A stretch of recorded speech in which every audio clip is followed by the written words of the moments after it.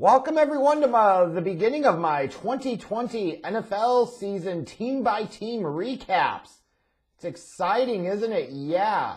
The way this works is I start from worst to first. So over the next 2 weeks or so, you'll see me go through the first probably 20 to 24 teams and then kind of get caught up by the time we get around championship weekend. So, yeah, going to take a look at each of these teams and see what went right, or especially if I'm talking about them in the next couple of days, mostly what went wrong with them. And we're going to start off with the team that won it all. From their perspective, they lost for Lawrence. They tanked for Trevor, whatever you want to say. The bottom line is the Jacksonville Jaguars set out for one mission and one goal this year, and they persisted, and they achieved it. They absolutely did. And let's be real, the Jags were in a really bad spot.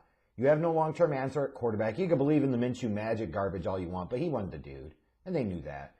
That defense had been shredded because Doug Marrone had ran everybody the hell off, so they were trading pieces here, and you don't have any talent on the defensive side of the ball. Your offense, your former 4th overall pick from a few years ago, Leonard Fournette, you're cutting. It just not a good combination. Recipe for you're going to be in the mix to tank, so by God, you might as well go ahead and go the distance.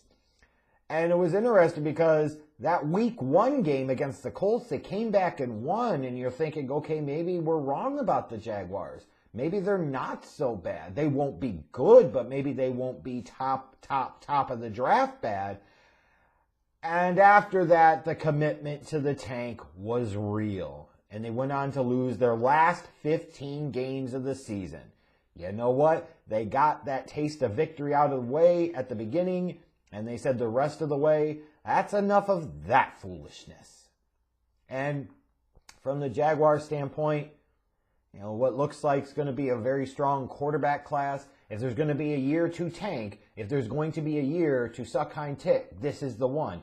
And if you ever look for an example of the counter to nobody in the NFL ever tanks, I'll present to you this year's Jacksonville Jaguars. Bullshit, they weren't trying to tank. They absolutely, totally, and completely were.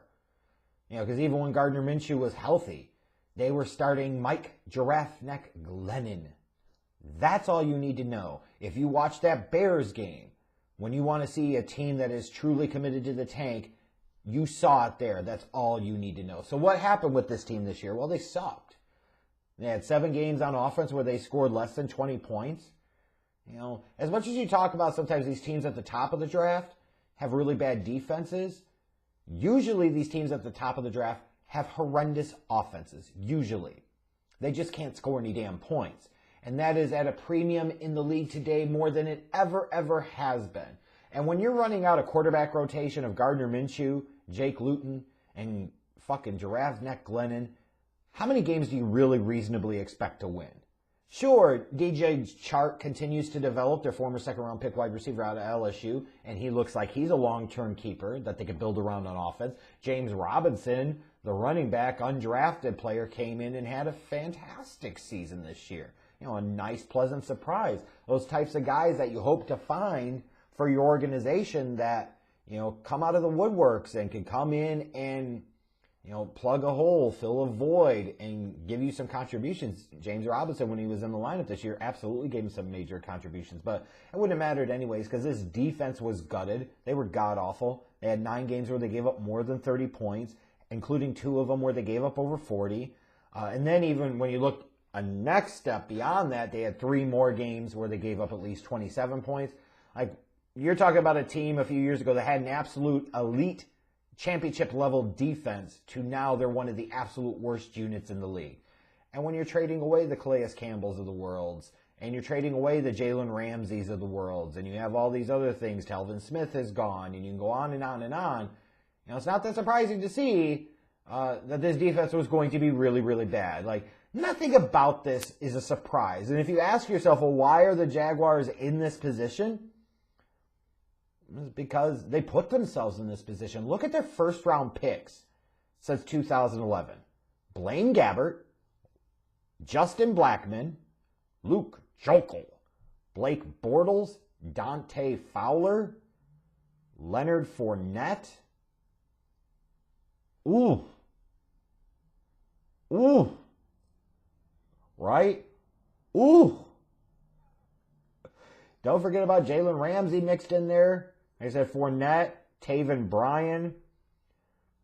You look at some of those picks in the last couple of years, you had Josh Allen, then you had Henderson and Chason were the 2 first-round picks in 2020. Think about it like this.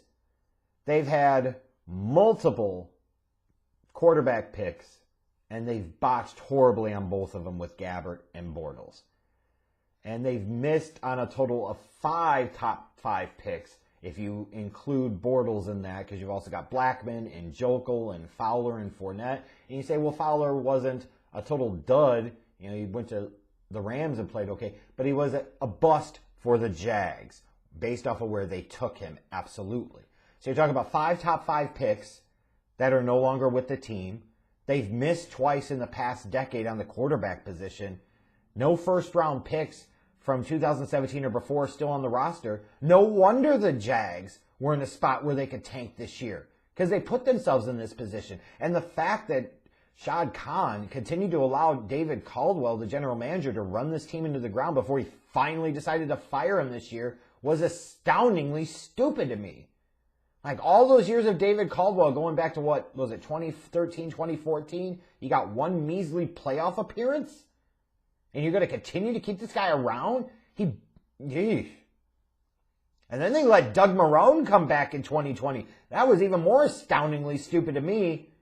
But I hope, if anything else, now that they've parted ways, fired his ass, that they gave him a nice severance package, because by God, did he do the best thing for this organization in the long term, which was absolutely suck, and help them get the rights to the number 1 overall pick in the 2021 NFL Draft. Now, when you think about tanking, you say, does that really matter in the NFL? Does it really work?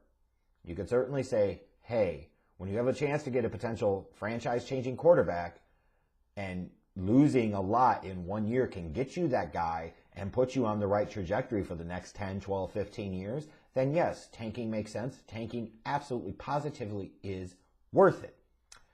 The counter-argument to that, which is also very strong, is the Jags have had so many top 5, top 10 picks over the past decade. In a lot of cases, they have tanked, and what the hell has it got them? And you know what? You're absolutely right. You could get that franchise quarterback, C. Houston, but if you're run by idiots, C. Houston, it doesn't matter. You'll still be picking in the top 5, top 10. You'll still have a crappy team. You might be more exciting. Your offense might be more dynamic and be able to do more things. But at the end of the day, you're just going to be wasting key, critical, peak years, development years of your young franchise quarterback. At least the Jags committed fully to it. And you look at them now, no general manager, no head coach. What do they have, though? You've got 2 first-round picks, 2 second-round picks, a third-round pick, a couple of fourth-round picks in 5, 6, and 7. They got plenty of draft pick capital. They've got at least $80 million in cap space. When you look at the free agents that they have to retain, you know, I would assume at this point they're not going to pick up Taven Bryan's 5th-year option, although I could be surprised. But like DJ Hayden, Avery Jones, Keelan Cole, Chris Conley, Cam Robinson, are any of those guys... Maybe Robinson, I wouldn't even know that I'd say that, but are any of those guys absolutely so devastating that if you didn't bring them back, you'd feel really bad about it? No. But what you do have is a team loaded with draft pick capital in prime position to get the franchise-changing quarterback of their choosing and a ton of cap space. If you're a general manager candidate out there, this is an incredibly appealing job. And especially if you look at how long David Caldwell got at the helm, you have to think to yourself that, hey, Jacksonville's not quick to fire folks. I've got some job security here. And then if you're a potential head coaching candidate, you know, and if that becomes an Urban Meyer or somebody else, they got to look at it and say, hey, I'm going to have some power and some control here, and also going to have some job security. So the ironic thing is this is a situation where it's been bad for the Jags. 2017 was kind of an aberration and a fluke, and then it was more bad for the Jags. but they're positioned well with the right people in positions of power and decision-making positions. If the right things are done, this team could turn around in a really, really big hurry. But it all starts with getting the quarterback. They absolutely, absolutely have to get the quarterback right. Everybody's dead to rights, I think, believing that Trevor Lawrence will be the first overall pick, and he very well might. Whether or not he's the top quarterback in this draft, I haven't made that determination yet. I'll tell you what I think when that time comes, probably a couple of weeks from now. But if you're going to go get him, then, or whatever quarterback you end up taking, assuming it's Trevor Lawrence, then you must build around him. And that's not to say that they don't have needs on the defense. Corner's still a need. Interior defensive line, linebacking core. Like, they have needs all over the place, for God's sake. They're a 1-15 football team. You could look at pretty much everybody on that damn roster and say they're replaceable. And you know what? You're absolutely right. But if you're Jacksonville and you want to ensure the best possible opportunities for success for your big investment in that number 1 overall pick at quarterback, then your focus, your primary sole focus in this draft, in this offseason, is to set whatever young man that is up in the best possible situation, in the best possible way. That means you invest heavily in the skill positions. That's wide receiver, that's tight end. Get another running back to go with James Robinson. There's nothing against the law for that.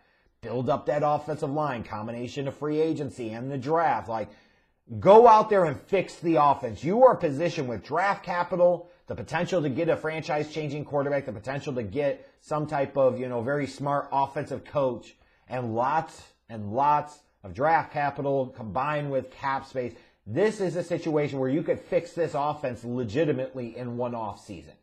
And that's what they need to do. The need is offense. The goal is offense.